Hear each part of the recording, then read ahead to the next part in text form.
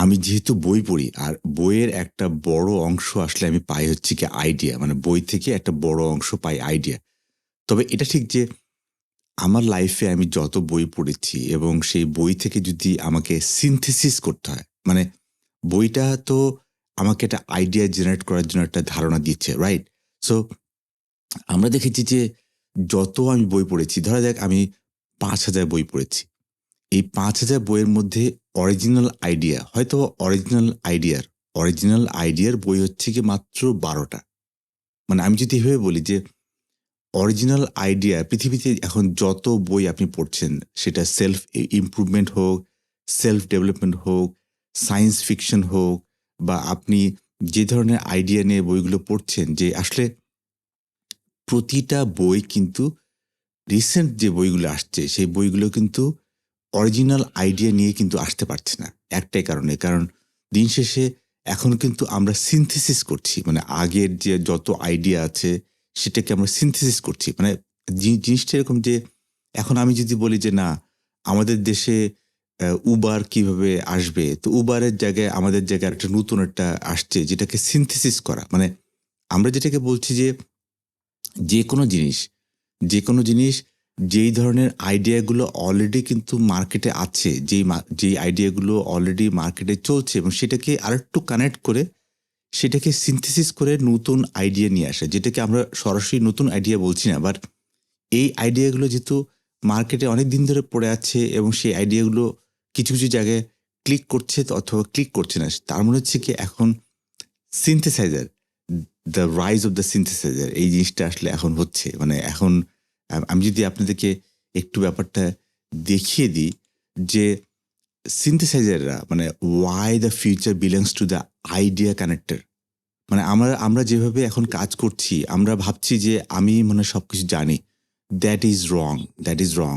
মানে আমি যেটা বলছি যে we need to be able to connect ideas। এইজন্যই এই জিনিসটা বলছি যে ধরা যাক এই যে আইডিয়াগুলো আছে, এই আইডিয়াগুলোকে অলরেডি এই আইডিয়াগুলো কিন্তু চলছে। অলরেডি এই আইডিয়াগুলো কিন্তু অনেকদিন ধরেই পৃথিবীতে আছে। সেটাকে সিনথেসিস করে আমরা একটা নতুন আইডিয়া করলাম এবং নতুন আইডিয়া থেকে আবার আইডিয়া আসলো, ইনসাইট আসলো, ইনফরমেশন আসলো। তার মানে হচ্ছে গিয়ে উই ক্যান অ্যাকচুয়ালি সিনথেসিস। এবং এখানে অ্যাটমিক হ্যাবিটের জেমস ক্লিয়ার, মানে it's a good book to read. উনি কি বলেছেন? "One form of originality is creation. Another form is synthesis. People often focus so much on creating new ideas that they overlook the value of synthesizing ideas from different sources. Innovation usually means connecting previously unconnected unconnected concept." So আপনি বুঝতে পারছেন যে এই জিনিসগুলো আসলে কিভাবে এখন কাজ করছে, because we need to be able to connect all the ideas and then bring in something which helps us. So এই ব্যাপারটা যদি এভাবে আমি বলি যে সিনথেসাইজিং ইজ এ প্রসেস, আমরা যদি এভাবে বলি যে synthesizing is a process whereby a student merges new ideas or new information with prior knowledge to form a new idea, perspective or opinion to generate insight। আমরা যদি এভাবে বলি যে synthesizing involves combining ideas from range of sources in order to group and present common ideas or arguments। এখন যে জিনিসটা আসলে হচ্ছে যে synthesizing is a never ending process। New information is constantly combined with existing knowledge, resulting in a creation of new insights and new ideas.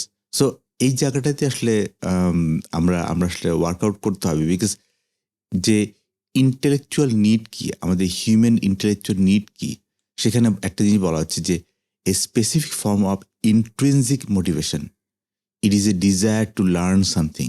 So আমাদেরকে এটাকে work out করতে হবে যে it is or it has to be either out of curiosity or to solve a specific problem. তার মানে হচ্ছে গিয়ে আমরা কিন্তু এই জায়গাটাতে আমি আমি খুব বিশ্বাস করি যে the future belongs to the synthesizer. এবং এটা ঠিক যে we are drowning in information, মানে এইটা আসলে ইজ ট্রু যে আমরা আসলে যদি দিন শেষে আমরা সিনথেসাইজ না করতে পারি, আমরা যদি সিনথেসাইজ না করতে পারি তাহলে তো লাভ হলো না। আর সেটাই এখানে বলা হচ্ছে যে we are drowning in information while starving of wisdom. মানে আমরা কিন্তু ইনফরমেশন বলতে হাবুডুবু খাচ্ছি, কিন্তু আমাদের কিন্তু উইজডম কিন্তু আমরা পাচ্ছি না।